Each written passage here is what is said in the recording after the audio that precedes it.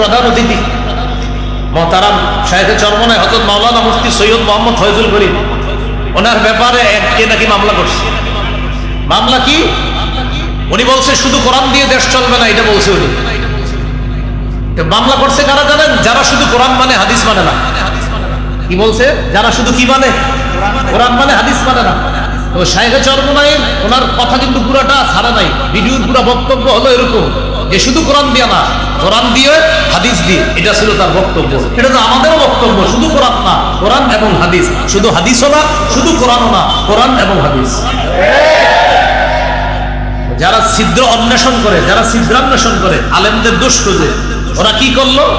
শুধু কোরআন এতটুকু অংশ রাখছে, আর যে পরে বলছে হাদিস দিয়েও দেশ চালাতে হবে, এটা কাজ।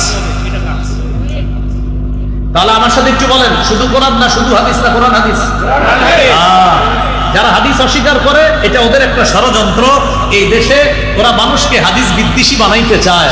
আমরা এটা হতে দিব না ইনশাআল্লাহ। বলেন আমার সাথে, শুধু কোরআন না শুধু হাদিস না কোরআন হাদিস? এটা সবাই বলেন কেন? বলেন সবাই কেন? কেন উত্তর দিন। কোরআনের সূরা হজের ৭৭ নম্বর আয়াতে আছে ইরকাউ, রুকু করো, ওয়াসজুদু, সিজদা করো। কিন্তু কোরআনে নাই কিভাবে রুকু করবা আর কিভাবে সিজদা করবা, এটা আছে হাদিস। কোরআনের সূরা বাকারার ৪১ নম্বর আয়াতে আছে আকিমুস সালাত, তোমরা নামাজ কায়েম করো। কিন্তু নামাজ কিভাবে কায়েম করব? ফজরের নামাজ ২ রাকাত, যোহরের নামাজ ৪ রাকাত, আসরের নামাজ ৪ রাকাত, মাগরিবের নামাজ ৩ রাকাত, এশার নামাজ ৪ রাকাত। এটা কোরআনে নাই। কোরআনে আছে নামাজ পড়ো, কিন্তু ৪ রাকাত যোহরের নামাজ, ৪ রাকাত আসরের নামাজ, ৩ রাকাত মাগরিবের নামাজ, ৪ রাকাত এশার নামাজ, ২ রাকাত ফজরের নামাজ। এটা কোরআনে না হাদিসে আছে? এখন আপনারা আমাকে বলেন শুধু কোরআন না শুধু হাদিস না কোরআন হাদিস? কোরআন মানলে শুধু জানলাম নামাজ পড়ো, হাদিস মানলে জানলাম যে নামাজ পড়ার ব্যাখ্যাটা হাদিস থেকে জানলাম। কোরআনে আছে নামাজ পড়ো, কি আছে?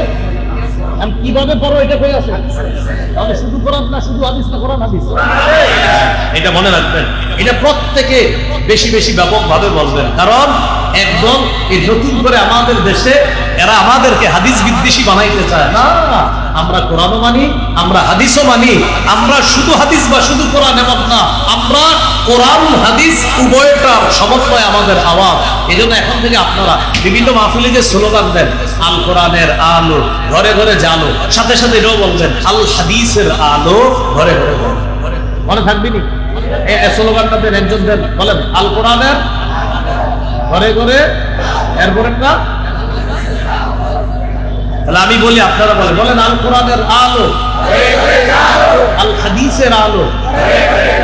এখন থেকে যতবার আমরা এটা বলবো, দুইটা একসাথে বলবো।